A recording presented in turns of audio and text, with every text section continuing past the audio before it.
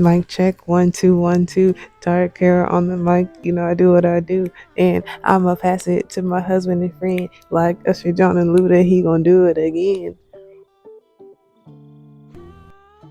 Yeah,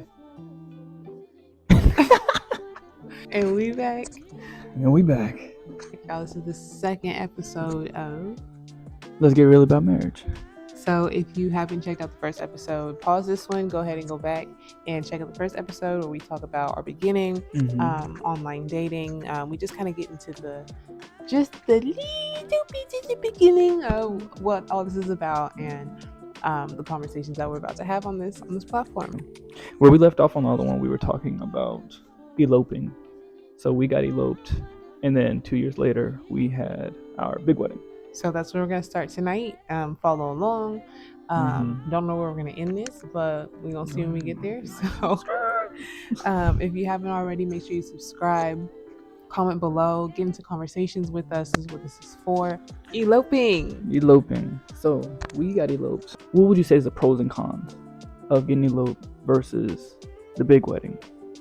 Would you say you liked it more, liked it less? Why you keep doing that? One, I'm gonna say eloping all the way. If anybody is, questioning if they should get eloped or not, I would always say go for it. One, because when we got eloped, we were really able to focus on our marriage and our union, compared to when we had our big wedding. I feel like there was so much going on. I feel like, a lot of people made it about themselves, and we allowed them to. And we were not really able to focus on the marriage part, which was okay because, we were already married at that point. But when we got eloped, like I said, we were able to really just focus on our marriage and that excitement behind it. And, we really clung to God in that moment, especially because we were like, we don't know what we're doing. We just know this is what we want to do. And we know that you're guiding us there. So here we go. But we had that space to do that. Cons, I guess the only con with eloping is just the backlash that you get. And I feel like that comes even when people are excited for you.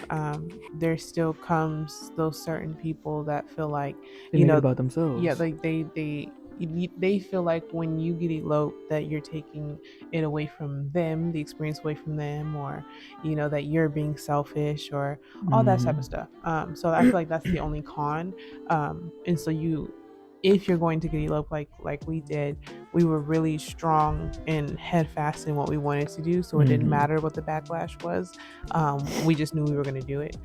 So like I said, if you are going to get eloped, make sure that's what you want to do, because once the backlash comes, you just gotta be ready for it. Yeah, you just gotta be ready for it, and you gotta be there for each other in it, because at that point it's y'all versus friends and whoever family else. Yeah, or whoever it may be. And I say elopement as well, and the reason why is because when you see a lot of people and they pour so much into the wedding and do this and do that, but yet they don't pour that same amount into their marriage. It's like they got married for the wedding and not for the marriage. And so elopement in $300, $400, you do your thing, and it's so intimate with just you and your partner.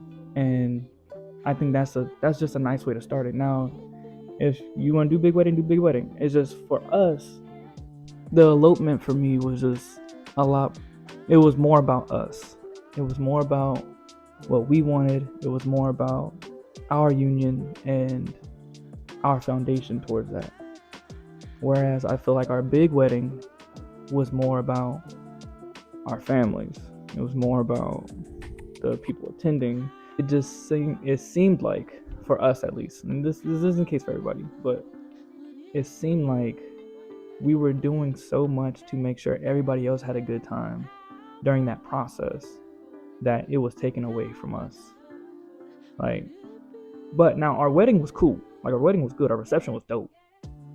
But the process of it was just a lot. And that's what I was saying, Which is why I feel like, again, going the elopement route, you eliminate all that. If you allow it, though. because you could still go into an elopement with that same mindset and feeling like it has to be perfect, it has to be no, again, if you go into the mindset of this is my marriage, this is this is the day that I'm committing myself to this person, this is the beginning of a new journey. If you're going in with that mindset, then all that other cliche stuff shouldn't matter. Yeah. um, Yeah, I agree with that. okay, so even though we did get eloped, we decided to have a big wedding. Let's start with the beginning process, because I know there may be people who want to do that too, who do want to get eloped and then later save up and do like a big, all out wedding, which again, I do commend. Do life the way you want to. If you want to elope, elope. If you want to elope and have a big wedding, have a big wedding. If you just want to have a big wedding, have a big wedding. Yeah. Go through life with no regrets. We wanted to do both. I wanted to experience both. And I'm glad that we did. It was a lot of fun. Yeah. But I will say, so going into having a big wedding, what advice would you give to a couple that has just gotten engaged and they're about to plan their big wedding? What I would say is keep it about y'all through and through. No matter who says what, no matter who's paying for what, no matter what happens, set your boundaries with the people that are going to be helping you through this process. We didn't have any help financially, really. Like, we did, but we didn't. Like, it was, as much as a wedding cost, we bear the burden of majority of it. And I know that's not the case for a lot of people, or for some people. But allow yourself to do what you want to do. If you want to have this big extravagant wedding and y'all can pay for that and not have to worry about it later down the road, do it. And don't let nobody talk you out of it, because this is your day. And I mean that for the bride and for the groom. Everybody says, it's the bride, it's both of y'all. So I would definitely say, just make it about you, no matter what, through and through. Your parents or your family members are like, well, why are you doing it in this location? Why are you doing this? Why are you doing that? Because we want to. Simple. Because we want to. If you want to come. If not, we'll check your name off. Like it. And I had to learn that, because I was feeling some type of way about people not showing up or saying they're not coming. And it's like, and it'd be because where it's at or the timing or whatever, and it was getting me all like frustrated for what?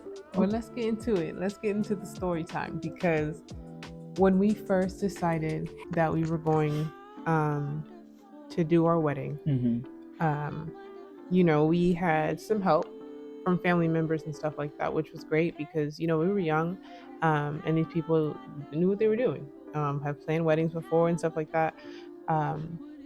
But going through the process, one, Trey and I were long distance at the time, so a lot of the planning was on FaceTime, or I was doing a lot of planning, and then I would have to like email him the updates and just tell him. Now, we had to settle on a venue, right? We had a date and everything, but we had to settle on a venue. So we took one of the weekends that we both had available and that he could come down to where I was, and we were going to have it in Southern California. So we're going venue shopping, and first we're looking at like the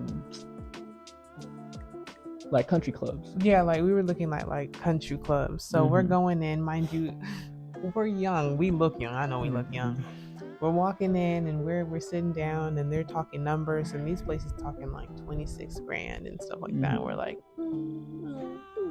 So then we find this palace that is just beautiful. We loved it, but we really didn't talk it over. We really didn't, figure out. We didn't really say like, is this really what we want? Like, is this us?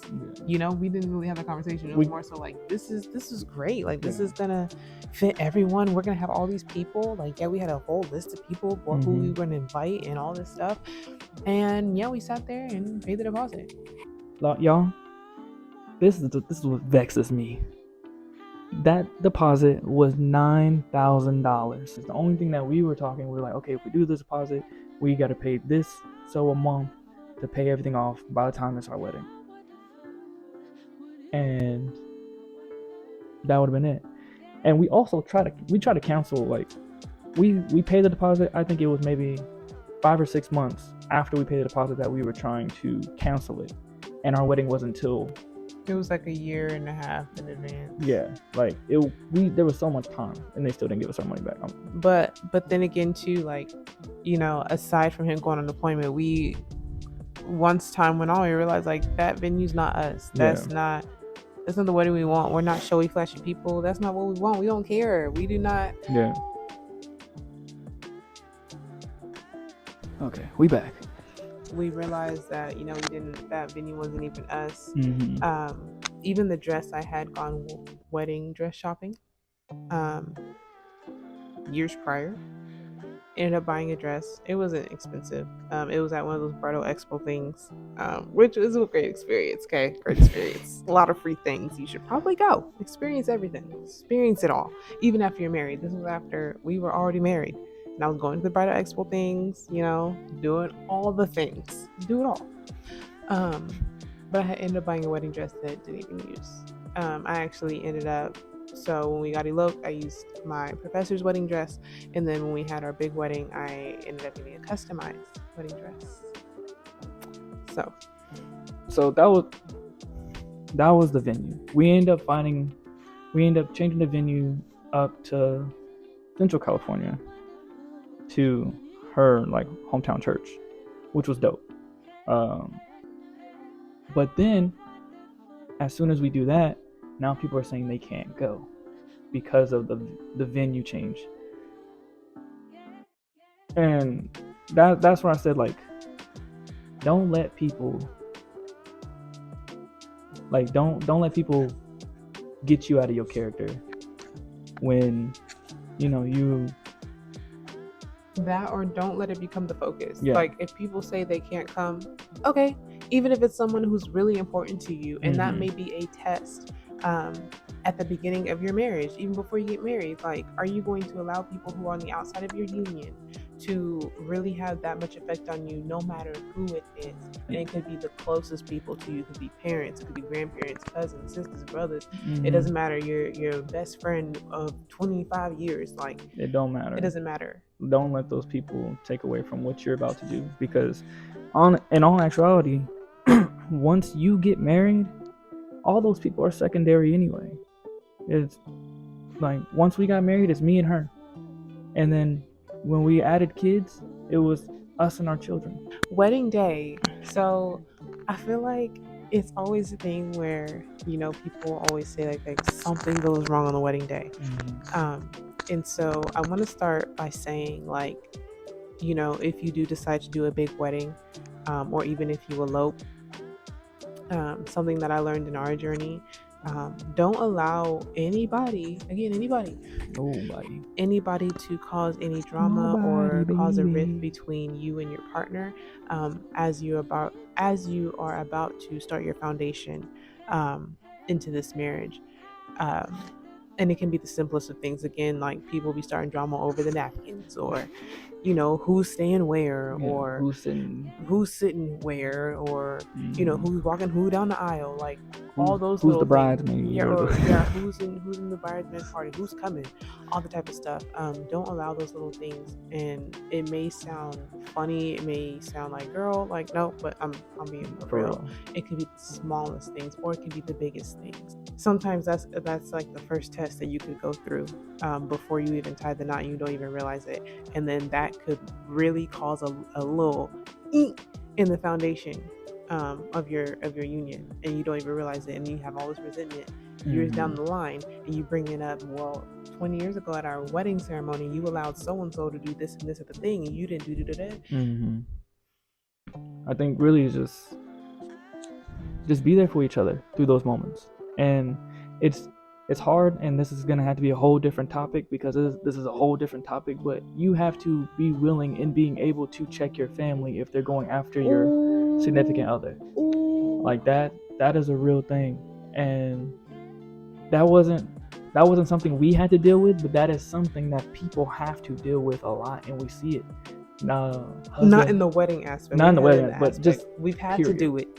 Yeah, but just not in the wedding aspect. Yes, I feel like everybody is going to have to do it in multiple times throughout your marital journey. Yeah. Let me just say that. And a lot of it happens in the beginning. Okay, bye. Yeah. So just if that happens during your wedding time, you have to be able to check your family. Period. It is not on your significant other to check your family. It is on you to check your family. Because if you don't, they gonna think that mess is cool. And it's gonna continue. So that is that. We will get on that topic another time. But and friends too, honestly. So there was a situation at our wedding. It wasn't our wedding day, but it was leading up to. It was supposed to be, you know, all the girls go with the bride, all the dudes come with the groom, right? Well, I had a friend who came down, and him and his girl wanted to stay together. We had already had a conversation about people separating, but when he said that, you know, me just thinking like, you know what, me and Tara will probably do the same thing, whatever, it's cool. But I never communicated that to Tara. This was brought to his attention after our wedding, and he started trying to argue with me about it and saying like the day after our wedding. Yeah. Y'all. Like the day after through a text message as we're driving home. Yeah, he was trying to argue with me about it, and I'm just like, nobody has a problem with you or your girl, or it was a miscommunication between me and my wife. Period. And those are the type of things that could have caused real issues between us. But me and her talked about it, me and her were cool about it, and I was just like, that was my bad because I didn't talk to you about it. I was just thinking, hey, you know what? They're a couple, they're from a whole different state. They can be together, like whatever. And we realized though, as we're communicating, that the issue actually at hand was a third party issue. It had nothing to do with us. Yeah. We had already solved our issue. Our issue, our issue was our issue. Whatever issue that was being communicated had nothing to do with us. And because it had nothing to do with us, I was like, we not about to deal with this. This is our wedding. I don't care if we got eloped 2 years ago. This is still our big wedding weekend, and we're going to enjoy it as such. And the fact that this quote unquote friend doesn't even have that respect, that's also another topic down the line, talking about friends. Okay? But anyways. Yeah. So we got through that, and it was cool. There was but those are things that people can go through on their wedding day. Yeah. And you have to hold each other down. You can't bicker at each other or whatever the case. Like, be there for each other, be problem solvers for each other, or just hear each other out. Like, hey, this person did this, you know what? You right? That's messed up. Let's continue to enjoy our time. Remember, it's about y'all. Like, that's what it is. That's it. That's all. Let's go back. Go back? Let's go back. Going back. Let's just get raw and open and talk premarital sex. So, just to preface, before Trey and I met, I was celibate. I had left a long-term relationship, and I made a promise to myself and to God, not through religion, not through anything else. Let me make that very clear. This was just a promise to myself and God that I didn't want to give myself away to another male, and unless I knew that male was going to be my husband. That was my commitment that I wanted to make to myself. That was my promise and to God. And again, it had nothing to do with religion and nothing about like sex before marriage, nothing like that. It was just more so I did not want to commit myself or open myself or attach myself to another male in that way. So let me just get that out of the way. What I would just say about premarital sex is that, so what I told her was that, because she said she didn't want to get married, or she didn't want to have sex until we got married. But where'd that come from? Let's just go back. Oh, you... Okay, we were in the middle of having sex, right? Yeah, we were in the middle of having sex, and she stopped me and dipped to the other side of the room and got on her knees. We were in my college dorm room. Yeah. We were in the college dorm room. She stopped me in the middle of it and darted to the other side of the room got on her knees and started praying, listening to like what I do, what I did. And later to come to find out.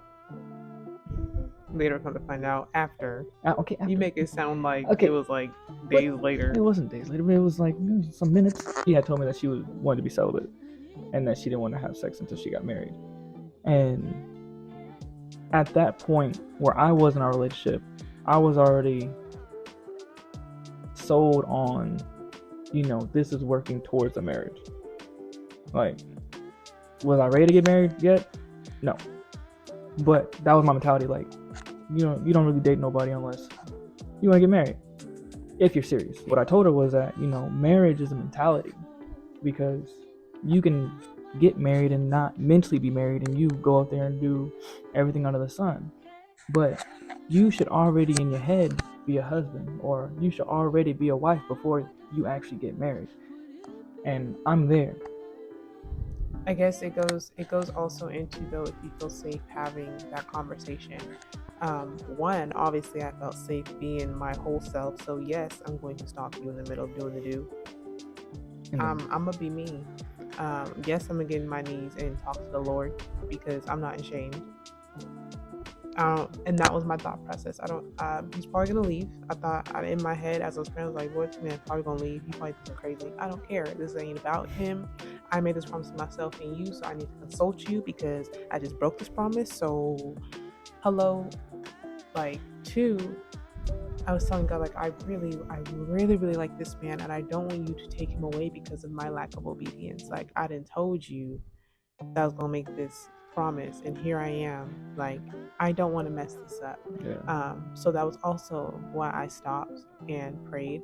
And then thirdly, like, again, like I said, going back to feeling safe to, one, be yourself, also to have that communication. Like, and immediately after I got up off my knees, I went back to my side of the room and we had a conversation. He didn't laugh at me.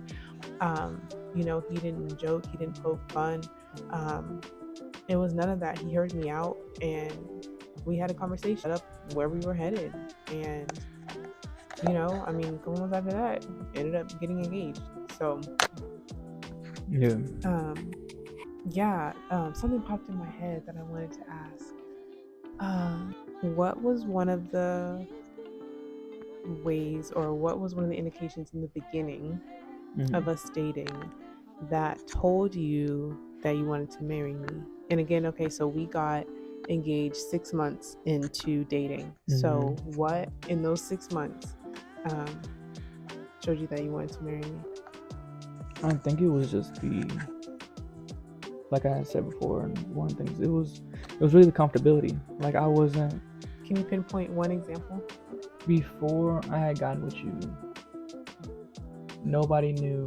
Like, people, even to this day, they don't really know me, and I was cool with showing you the anime tray, the basketball tray, the poem tray, the goofy, and the outrage tray.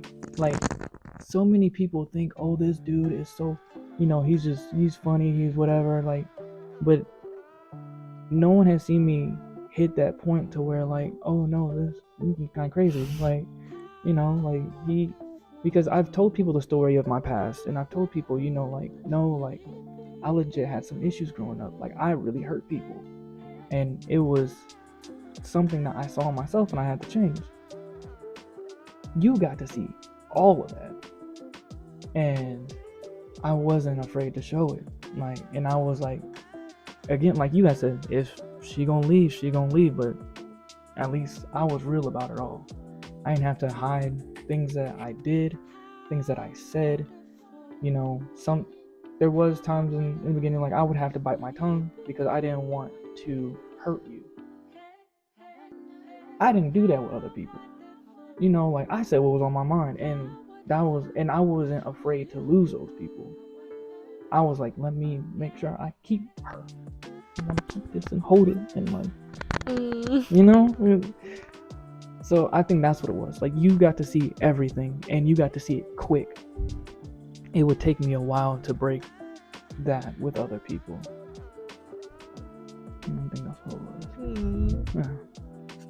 For me, um, here you go with it.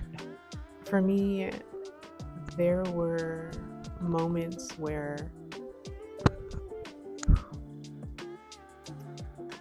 to give some background, I have always had like really vivid dreams growing up.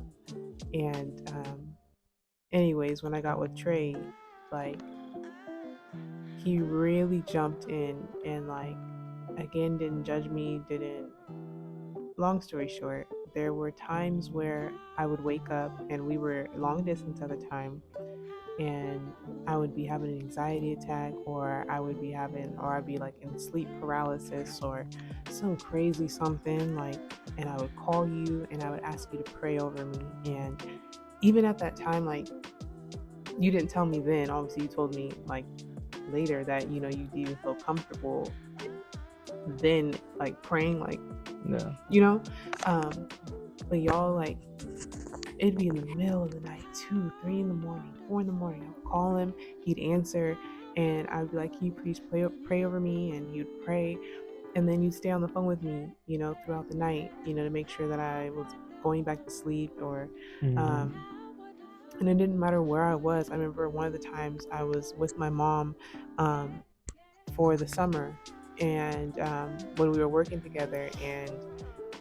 my mom and I were sleeping in the same room, and same thing had happened. And I called Trey, and he stayed on the phone with me. And, um, that to me was really, really powerful, especially in the beginning of our relationship, because, um, you allowed me, one, it was like you were covering me spiritually. Mm-hmm. And to me, that was like, wow, as a man, Yeah. you can pray over or just in the moments where I felt so scared, I felt so protected. Mm-hmm. And again, that was like, oh, this is different. Yeah. This is different on so many levels. Oh, you are here all the way back. Let me go back too. I feel like my posture was like the Hunchback of Notre Dame. I don't know. Yeah. Ooh, I like this. This is nice. So, would you say?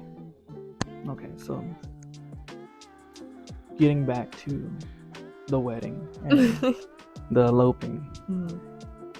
would you? What would you tell a young lady?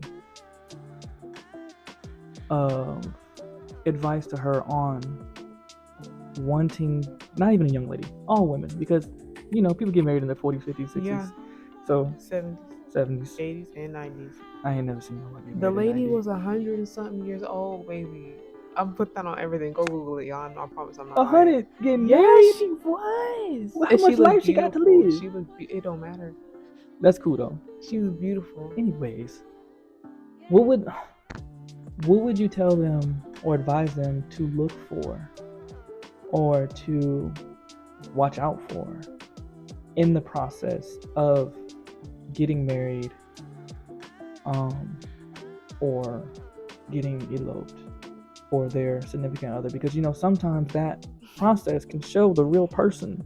Oh, that's so true. So what would you say, like, hey, these are some red flags, or hey, there's some green flags to look out for? Ask yourself this question, because this is something that I've asked myself when I was going through my own process. Again, Trey and I got married when I was 19 and he was 21. Um, so at 19, I asked myself, if this man never changed, would I still want to marry him? Like, if he never evolved, if he never healed through nothing, grew through nothing, would I still want to be with this man? And I'm gonna leave that there. And if your answer is no, then think about that.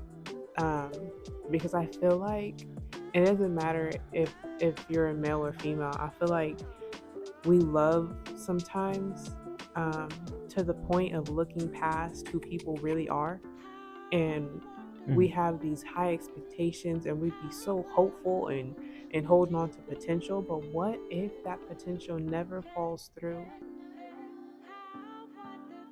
can you still be there? Would you still be there? So I'm gonna leave. That's my advice. And again, that's something that I asked myself. Again, in the last video, I told y'all I tried to pray this man away. Every single night, I asked God, I told God, if this is not my person, please take him. Please take this man away. And He never took him away. Asking, you shall receive. And when you ask and you start getting stuff, don't be blind to everything you get. And if you ask God, please show me the things He's doing or what He's doing, and God puts it in your face, and you're like, no, He's not doing that. That's just, that's No, that's real. Like, you gotta be vigilant, head on a swivel, because God will show you, and it may be ugly, and you gotta just accept that, and you have to take it for what it is and make your decision on what you want to do, because I mean, you got all the puzzle pieces. No, that's good. For men, I would say look at your relationship, and if you can say that whatever you put into a relationship, that woman has multiplied, do it. It's called agape love. If you don't know what it is, start following us, and you'll start to learn. Yeah. And I'll spell it for you. AGAPE. One more time for me. AGAPE. Agape. AGAPE. What? So that means loving without conditions. People say that is not real. I will tell you right now, it is. But what I'll tell you what it's not. People think that means loving and being stupid. No. For real, like, to love someone without conditions, that means no matter how much she changed, say somehow in the next 5-6 years she gets to be 360 pounds. Some dude's gonna be like, I can't do it no more. You're not trying to. I just want to say I rebuke that in the name of Jesus. Amen. Amen. I would still love this woman because it is not about the physical. The physicals attract me to her, yes, but that is not what kept me to her. And that's what. Let me just say, if he gets to be 763 pounds on the dot, I'm still love him. Go ahead. See, now you got me rebuking, because no, what is this? You just trying to. Why she do that? You see this pettiness? But no, for real, like, or say that, she stops making money and I'm the sole provider for everything. She doesn't even have her own money to spend on herself, or whatever the case. I'm not gonna leave because of that. She stops, or she goes in a dry spell and she just physically and mentally can't do sex. I'm not going to leave. I'm going to help her through it. That's the whole point of loving somebody unconditionally. You have to help that person. If you don't want to help that person, then why did you get married?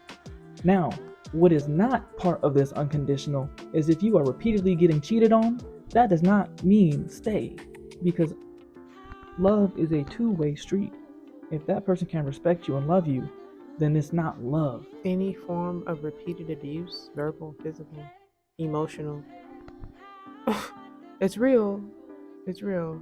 Like that, I think that's where people get that mixed up.